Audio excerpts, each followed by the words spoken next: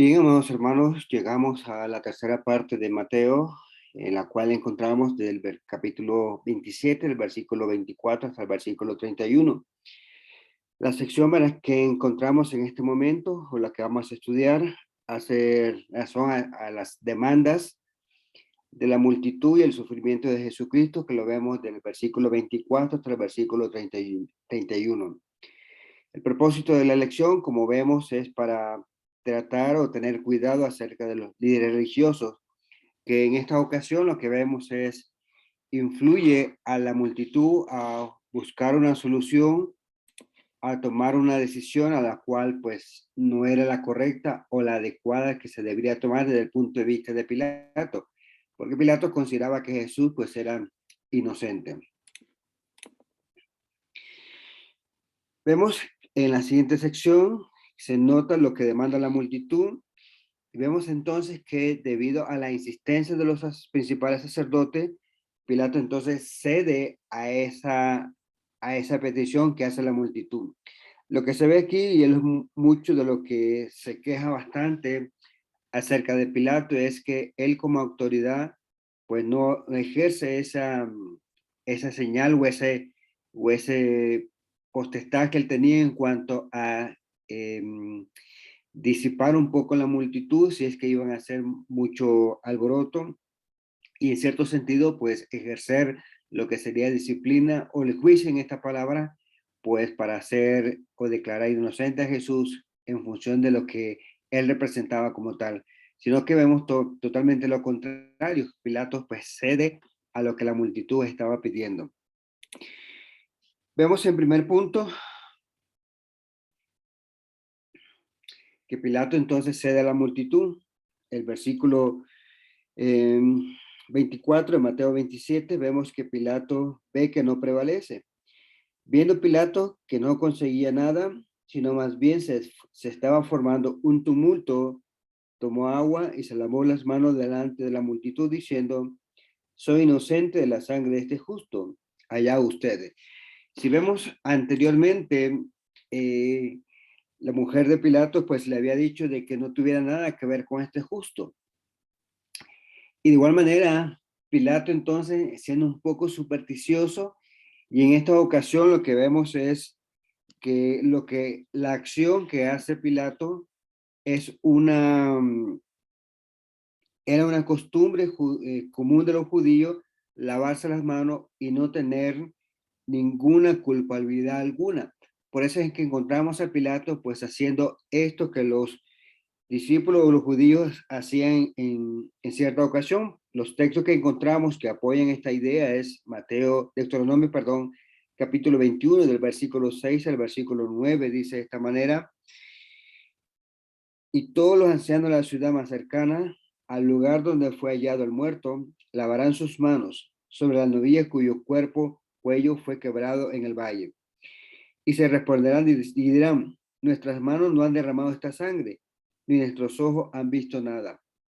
Perdona a tu pueblo Israel, al cual has redimido, oh Señor, y no culpes de sangre inocente a tu pueblo Israel, y la culpa de la sangre le será perdonada. Entonces, lo que vemos en Deuteronomio, o lo registrado en Deuteronomio 21, es cuando se encontrase en esta ocasión un animal muerto, dice que se iba a lavar las manos, y de esa actitud o esa acción que estaba haciendo, dice, pues en cierto sentido se estaba demostrando que él era tenía sangre inocente de ellos. En Job, también en capítulo 9, el versículo 30, dice, si me lavares con nieve y limpiara mis manos con lejía, aún así me hundiría en la fosa. La acción, una vez más, presentada por Pilato, es la acción que más o menos repite, está haciendo Pilato, lavarse las manos, y con ese acto simbólico, pues estaba diciendo, pues, que no iba a tener nada que ver con la sangre inocente que se derramaría. Lo que se ve aquí es básicamente un acto desesperado de Pilato como una evasión de su responsabilidad. No olvidemos entonces que él era gobernador tenía en sus manos el ejercer la autoridad como tal acerca de lo que él había determinado acerca de Jesús, pero no vemos así. Lo que vemos entonces es que él no puede lavarse las manos de su obligación, porque tiene poder y autoridad para asegurar así la liberación de Jesús y de igual manera pues poder controlar a la multitud si realmente se le hacía una revolución en ese momento. Lo que se ve aquí ahora con esta acción es que Pilato estaba trasladando la responsabilidad de la muerte de Jesús hacia los judíos. Noten lo que dice el versículo 25. Todo el pueblo contestó: caiga su sangre sobre nosotros y sobre nuestros hijos. Sin embargo, lo que vemos en el episodio de Hechos capítulo 5, en el versículo 28, dice: les dimos órdenes estrictas de no continuar enseñando este nombre. Ya han llenado de Jerusalén con sus enseñanzas y quieren traer sobre nosotros la sangre de este hombre.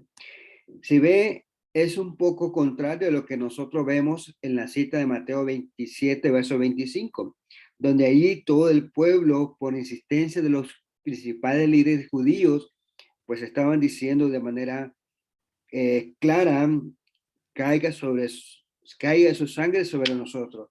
Y lo encontrado en Hechos, pues es totalmente lo contrario. Dice, querían negar o querían, no tenía que ver nada acerca de la sangre de sangre inocente, cosa que lo que vemos en Mateo 27 está incitando o diciendo completamente lo contrario. Lo que vemos en Jeremías, capítulo 26, el versículo 15, pero sepan bien que si me matan, sangre inocente echarán sobre ustedes y sobre esta ciudad y sobre sus habitantes, porque en verdad el Señor me ha enviado a ustedes para hablar en sus oídos todas estas palabras. El hecho de trasladar una responsabilidad de generación en generación era una costumbre acerca de los judíos, como miramos en el versículo 26, verso 15 de Jeremías.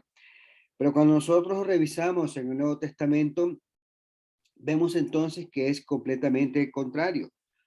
Lo he encontrado en Romanos capítulos 2, el versículo 6 dice, el cual dice el Señor, Él pagará a cada uno conforme a sus obras.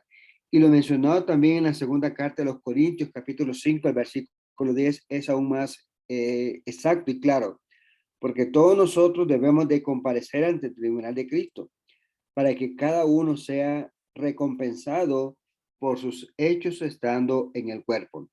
Esta falsa concepto que tenía en cuanto a heredar la responsabilidad de generación en generación, vemos entonces a la luz de las Escrituras en el Nuevo Testamento que no es así, sino que cada persona, dice, va a ser recompensado de acuerdo a los hechos que haya hecho, valga la redundancia, durante estuviese en el cuerpo.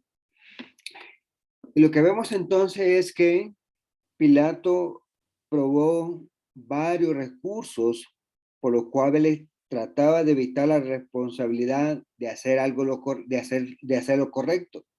A saber entonces lo que era acerca de la liberación de Jesús.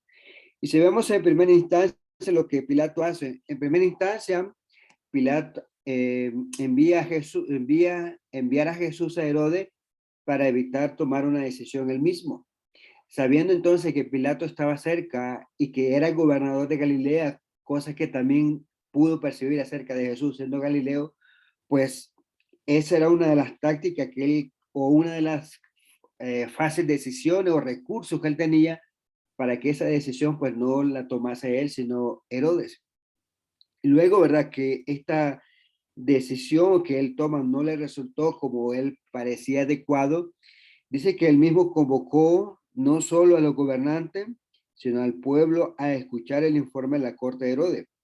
Declaró que Herodes estuvo de acuerdo con su anterior declaración de que Jesús pues era inocente. Lo que vemos en Lucas capítulo 23, del verso 13 al versículo 15, en el cual dice de manera clara diciendo: Pilato convocó a los principales sacerdotes, a los gobernantes y al pueblo, y les dijo: me han presentado este hombre como uno que incita al pueblo a la rebelión.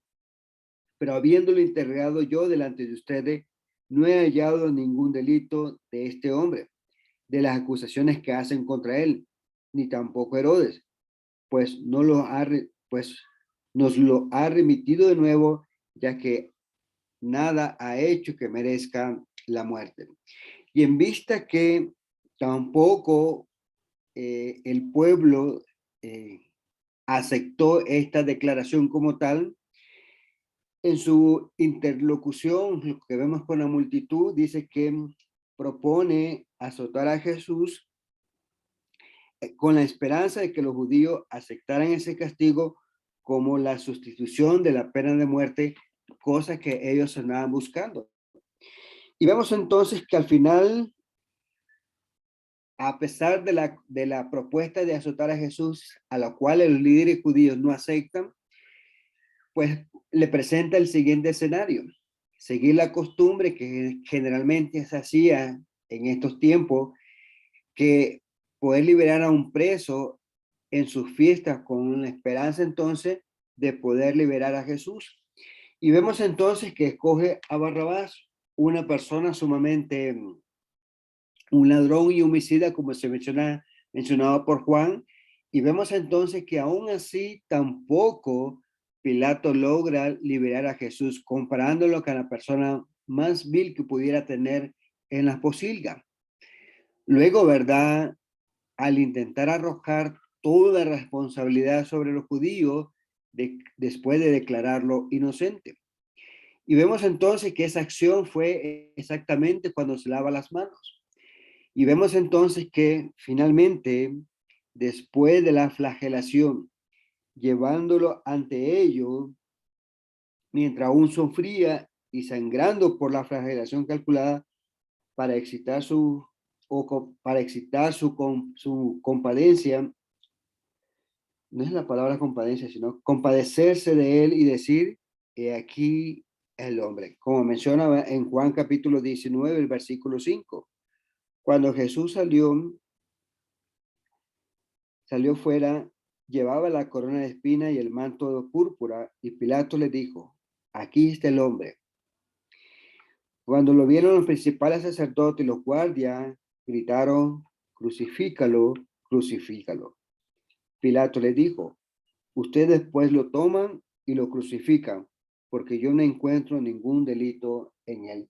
Y miren entonces que aún después de haber azotado a Jesús, después de presentárselo a los judíos, después de decirle, he aquí el hombre, aún hasta esa última instancia, Pilato no deseaba darle la pena de muerte. Deseaba en ese mismo instante, con todos los recursos que él pudo haber hecho para liberar a Jesús, vemos entonces que le dice Pilato de manera clara diciéndole, ustedes pues lo toman y lo crucifican, porque yo no encuentro ningún delito en él. Entramos a lo que sería el sufrimiento de Jesucristo, lo que vemos en Mateo 27, el verso 26 al versículo 31. Y en el versículo 26, Pilato libera a Barrabás y azota a Jesús. Y eso fue una de las posibles propuestas que Pilato lleva ante la multitud para tratar de esa manera poder liberar a Jesús. Y vemos entonces cuál fue la reacción de la multitud, en el cual pedía a Barrabás, y en cuanto a Jesús, pues pedían la pena de muerte. Dice el versículo 26, entonces le soltó a Barrabás y después de azotar a Jesús, lo entregó para que fuera crucificado. Si nosotros nos ponemos a pensar, el flagelo que sufrió Jesús en este punto tenía la intención de ser su preludio acerca de la cruz. La costumbre era entonces que los condenados a la crucifixión fueran primeramente azotados, un trato que también servía como un elemento disuasorio contra el crimen. Imagínense, habiendo azotado a Jesús, comúnmente los golpes de flagelación disminuirían conforme el criminal confesaba sus crímenes. Por lo general se menciona que eran dos personas las que estaban de verdugo azotando a la persona en turno que fuesen a azotar. Y según leía, ¿verdad? Que este castigo iba disminuyendo en función de lo que la persona que recibía los azotes confesaba acerca de sus crímenes. Imaginémonos a Jesús, si ante Pilato no habló nada, delante de sus verdugos tampoco habló, enmudeció. De tal manera entonces que esto fue, o podemos inducir de que los verdugos continuaban con mayor ímpetu sus golpes, al saber, ¿verdad?, con la intención de querer sacar una confesión de parte de Jesús. Mas, sin embargo, fue totalmente lo contrario. Permaneció en silencio. Lo que se ve entonces aquí, este castigo severo fue con intenso dolor y podríamos decir de manera considerable acerca de la pérdida de sangre que pudo haber sufrido. Podemos imaginarnos, probablemente dejó a Jesús en un estado previo al shock. Podemos imaginarnos la noche anterior, lo que miramos en el capítulo 26, al finalizar toda una noche deliberando. Los principales sacerdotes con el fin de buscar testimonio para acusar a Jesús. Es a la mañana siguiente en el cual le llevan ante Pilato, Pilato lo lleva ante Herodes, y vemos entonces que hasta este punto Jesús había sufrido desvelo, no había dormido de manera correcta, posiblemente tampoco se hubiese alimentado de manera correcta, de tal manera que los azotes que recibe en este momento fue algo en el cual le llevó a un extremo previo al shock. Y decimos entonces el abuso físico, mental, infligido por los judíos y los romanos, así como la falta de comida, agua y sueño, contribuyeron entonces a un estado debilitado. Por lo tanto, incluso antes de la crucifixión, la condición física de Jesús era por lo menos grave y posiblemente podríamos decir crítica debido a todos estos condicionantes que encontramos en Jesús previo y después de ser azotado.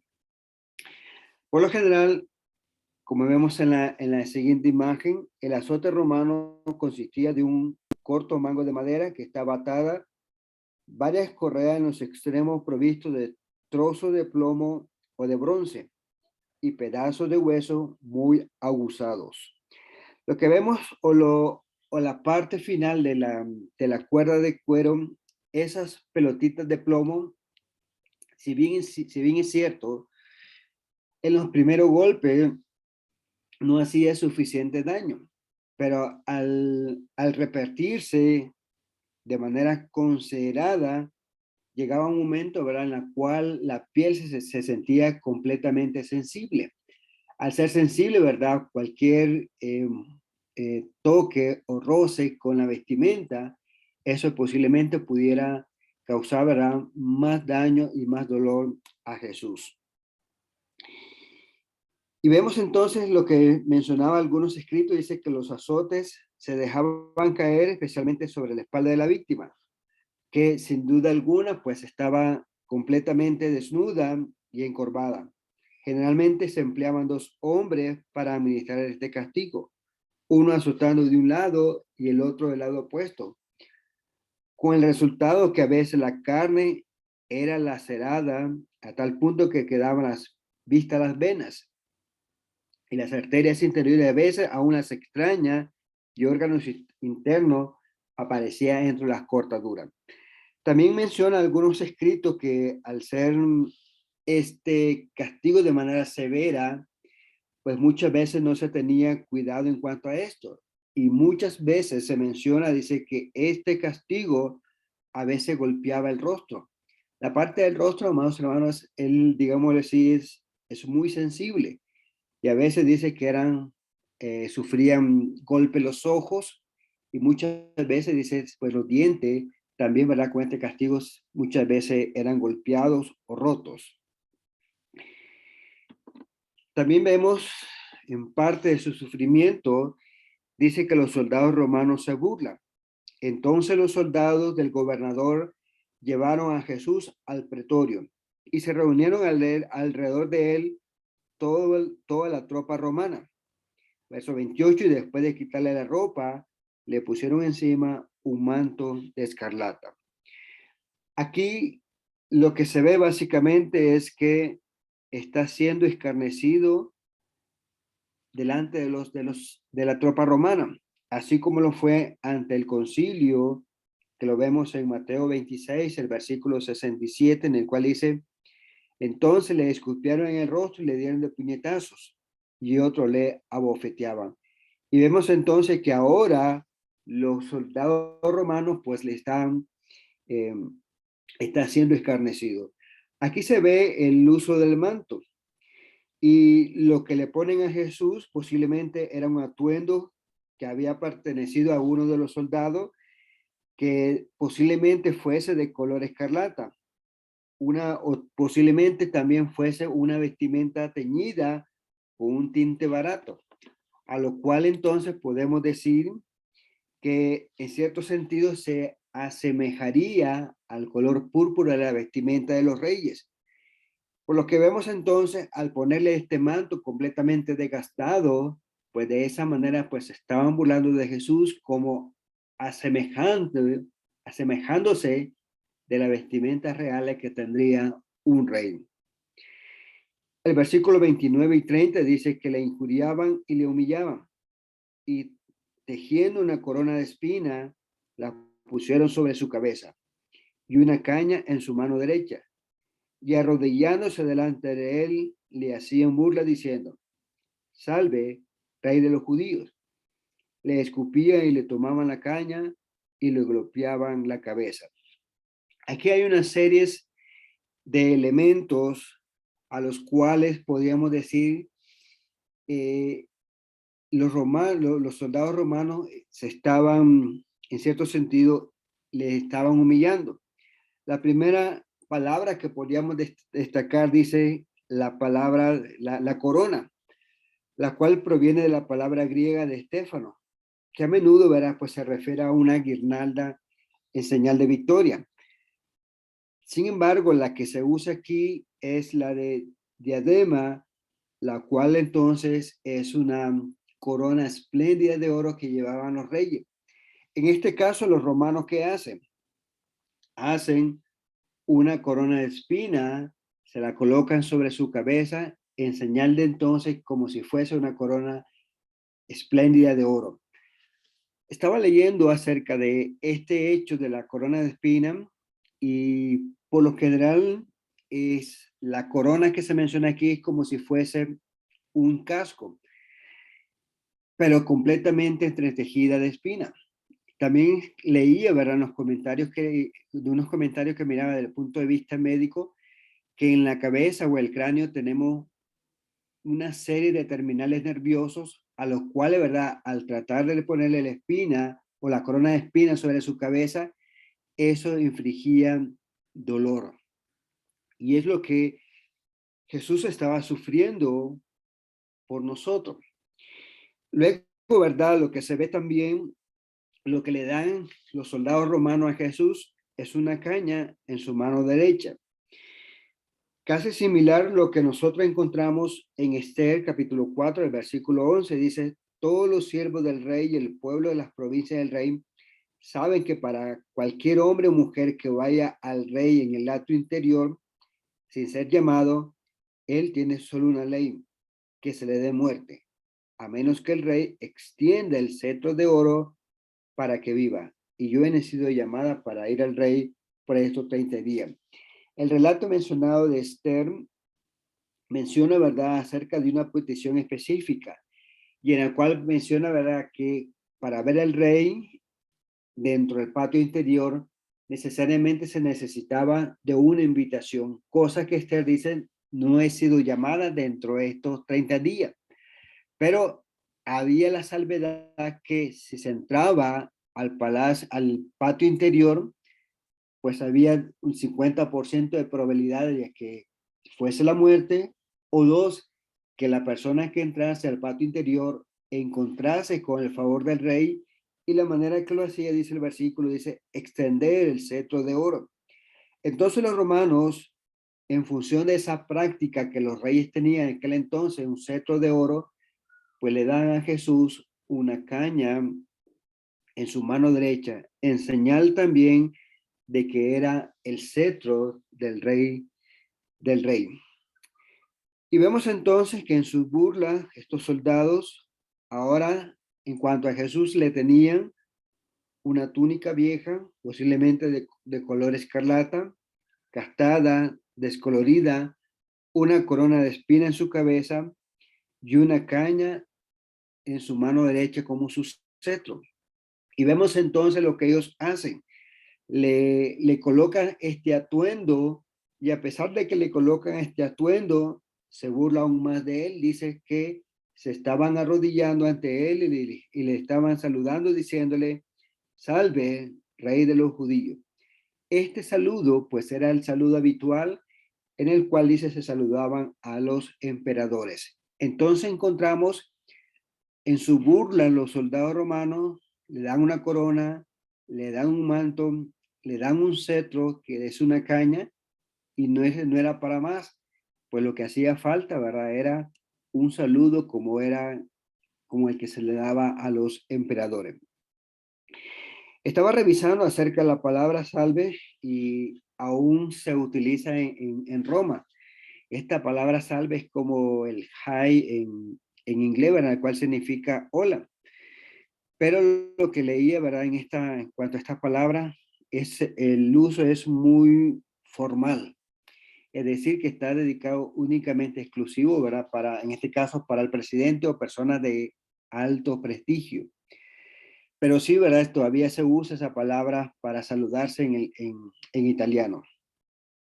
Lo que vemos entonces, volviendo al caso o a las escenas que están montando los romanos, es algo inquietante, porque todo este sufrimiento que Jesús está sufriendo, como vas a ver en Isaías 53, del verso 4 hasta el versículo 7, dice que lo sufrió por nosotros.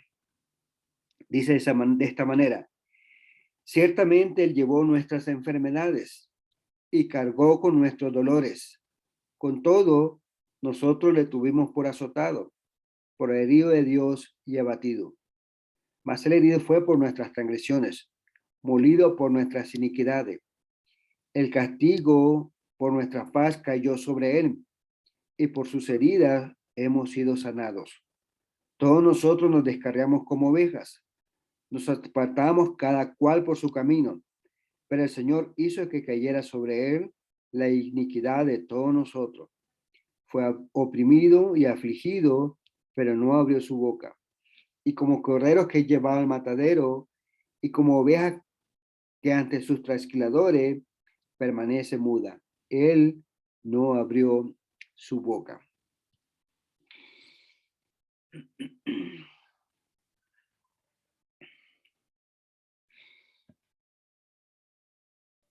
Aquí también se me olvidaba el texto de Salmos capítulo 22, el versículo 8, que se encomienda al Señor, que Él lo libre, que Él lo rescate, pues en Él se deleita. Era un poco, ¿verdad?, la profecía mesiánica mencionada en este versículo. Aparte entonces de que los romanos le estaban injuriando y humillando, dice que después de haberle azotado, le llevaron a crucificarle. Versículo 31. Después de haberse burlado de él, le quitaron el manto, le pusieron su ropa y lo llevaron para ser crucificado.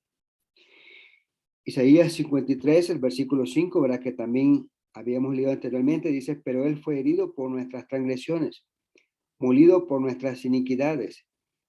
El castigo por nuestra paz cayó sobre él, y por sus heridas hemos sido sanados. También, ¿verdad? Juan capítulo 19, el versículo 17 dice, tomaron pues a Jesús y él salió cargando su cruz al sitio llamado el lugar de la calavera, que en hebreo se dice Gólgota. Encontramos, en función de lo que menciona Mateo 27, el versículo 31, después de haber sido azotado a Jesús, después que en el momento que los verdugos le estaban azotando, en el cual dice que él permanece en silencio, lo cual, verdad, para los verdugos era una invitación más a que le siguieran dando más azote, en el cual no iban a detenerse. Y aún más, vemos entonces que después de la burla de los soldados, lo que se ve entonces es que Jesús, hasta este momento, digámoslo así, estaría débil por la pérdida de sangre que él pudo haber como resultado de los azotes romanos que recibió y el intenso dolor que eso le hubiese causado. Quitar la túnica de escarlata de un cuerpo enmarañado con sangre y piel colgándole, abriría un poco más o rasgaría más acerca de su carne. De esto vemos entonces, y de esto podemos aprender la manera de cómo Jesús soporta estos sufrimientos, que para nosotros sería un ejemplo del cual el Señor nos ha dejado. Y como vemos en la primera carta de Pedro, el capítulo 2, el verso 21, el versículo 23, en el cual dice, porque para este propósito han sido llamados, pues también Cristo sufrió por ustedes, dejándoles ejemplo para que sigan sus pasos, el cual no cometió pecado, ni engaño alguno se halló en su boca, y quien cuando lo ultrajaban, no respondía ultrajando. Cuando padecía, no amenazaba, sino que encomendaba a aquel que juzga con justicia.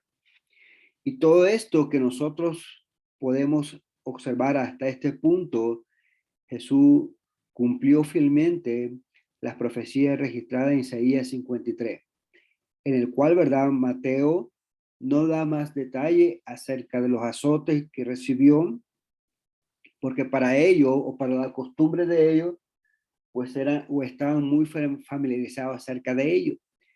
Mateo lo que hace y nos lleva en mente acerca del cumplimiento de las profecías a la cual apuntaba al Mesías, al cual apuntaba al sacrificio perfecto, a lo cual menciona en Hebreos que fue un sacrificio perfecto en el cual no tuvo necesidad de repetirlo. A manera de conclusión, podemos decir de que Mateo pues no se detiene a describirnos la naturaleza de los sufrimientos, de los azotes. Para ello, ¿verdad? Como mencionaba, era muy familiar, estaban relacionados acerca del tipo de azote que los romanos ejercían sobre los ciudadanos. Únicamente lo que vemos de Mateo se centra en Jesús como el Mesías, como la persona a la cual está haciendo un conducto en el cual da cumplimiento a cabalidad acerca de las profecías a la cual apuntaban al Cordero de Dios. Soporta los sufrimientos de una manera ejemplar. Cuando está Jesús delante de Pilato, no habla nada. Y recuérdese que él estaba solo, pudo haberse defendido, pudo haber dado sus propias conclusiones acerca de lo que posiblemente los judíos le estaban acusando, sino simplemente nos da un ejemplo excepcional. Y en cuanto a la manera, en el momento que está recibiendo los azotes, también encontramos a un Jesús que está cumpliendo lo que se mencionaba la profecía acerca del sufrimiento mencionado, registrado en las profecías. Con esto entonces nos deja un ejemplo para nosotros en la cual debe ser la manera en la cual es la manera en cómo nosotros debemos de soportar cuando nos encontramos en diversos tribulaciones o tropiezos o persecuciones. Y también vemos que Jesús recibe afrenta de Pilato, de Herodes, juntamente, ¿verdad?, con sus guardias principales, tanto de Pilato como Herodes, recibe afrenta de los principales sacerdotes, y aquí también, ¿verdad? Pues menciona acerca de los sacerdotes. Quisiera terminar aquí y que sea Dios bendiciéndoles y gracias, ¿verdad? Por acompañarme. Que el Señor entonces les bendiga.